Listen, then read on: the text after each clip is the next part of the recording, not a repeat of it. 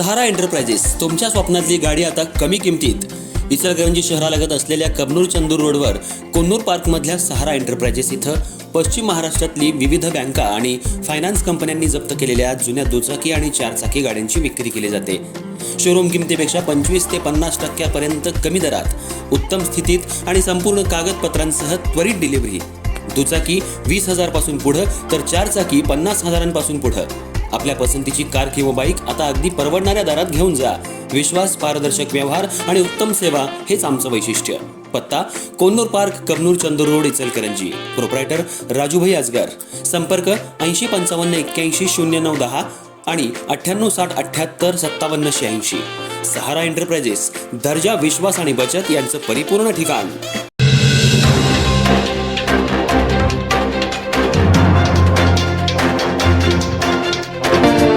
नमस्कार, मी तेजस्विनी मगदूम.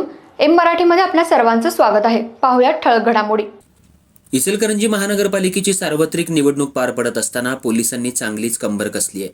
पोलिसांनी आज मॉक ड्रिल आणि शहरातून संचलन करून शहरात निवडणूक शांततेत पार पाडावी असं आवाहन अप्पर पोलीस अधीक्षक अण्णासाहेब जाधव यांनी केलंय. जे कायदा मोडतील त्यांच्यावर कठोर कारवाई केली जाईल असा इशाराही त्यांनी दिलाय. इचलकरंजी महानगरपालिकेची पहिली निवडणूक पार पडत असताना शहरात 16 प्रभागांमध्ये महायुती आणि शिवशाहू आघाडी, शिवसेना, उद्धव ठाकरे गट, परिवर्तन आघाडी, अपक्ष उमेदवार असे सुमारे 230 उमेदवार निवडणुकीच्या रिंगणात आहेत. सध्या भागाभागामध्ये प्रचाराचा धडाका सुरू झालाय. कॉर्नर सभेला देखील वेग आलाय. या अनुषंगानंच पोलीस प्रशासनही सध्या सज्ज झाले. शहरात मोठ्या प्रमाणात कोणताही अनुचित प्रकार घडू नये यासाठी चौकाचौकामध्ये बंदोबस्त ठेवण्यात आलाय. त्याचबरोबर आज मॉकड्रिल करण्यात आलं. एखादी दंगल घडली तर दंगल काबूत कशी आणायची याची प्रात्यक्षिकही दाखवण्यात आली.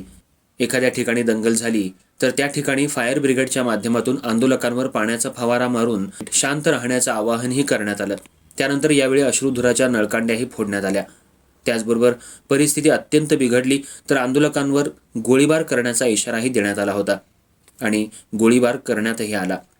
ही सर्व प्रात्यक्षिकं थोरात चौकात इथं, खवरे मार्केट, भाजी मार्केट इथं करण्यात आली.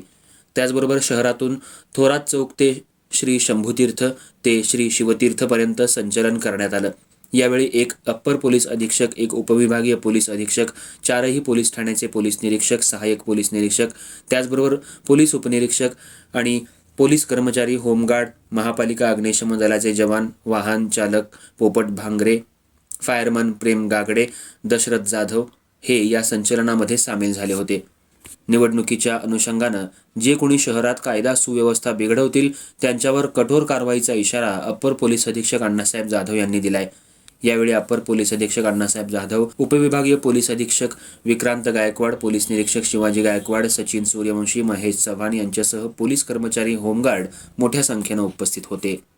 महापालिका निवडणूक इचलकरंजी 2026 या अनुषंगाने इचलकरंजी शहरातील तिन्ही पोलीस ठाणे, शिवाजीनगर, इचलकरंजी आणि शहापूर यामध्ये 15 तारखेला मतदानाची प्रक्रिया व 16 तारखेला मतमोजणीची प्रक्रिया सुरळीत पार पाडावी याकरता पोलीस दलाच्या वतीनं आज मॉब डिस्पर्सल ड्रिल आणि रूट मार्च त्या ठिकाणी घेण्यात आलेला आहे.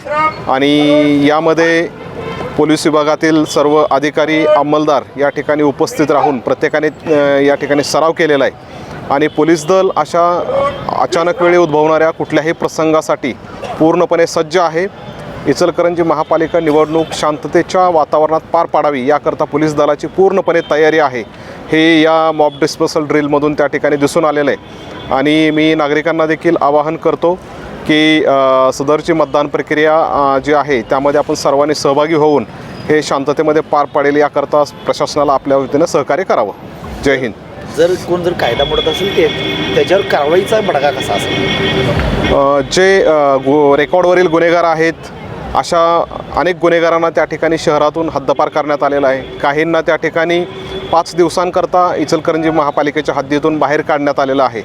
तर मतदानाची प्रक्रिया शांततेत आणि सुरळीत पार पाडावी यासाठी गुन्हेगारांना सातत्यानं चेकिंग करणं, असे गुन्हेगार जर परत आढळून आले तर त्यांच्यावरती कारवाया करणं अशा पद्धतीचं नियोजन त्या ठिकाणी करण्यात आलेलं आहे. NBW वॉरंटची बजावणी असेल, रेकॉर्डवरचे गुन्हेगार तपासणं असेल, हे पोलीस दलाच्या वतीनं रोज सायंकाळी व वेगवेगळ्या वेळा त्या ठिकाणी नेमून सदरची कारवाई ही सातत्याने सुरू आहे.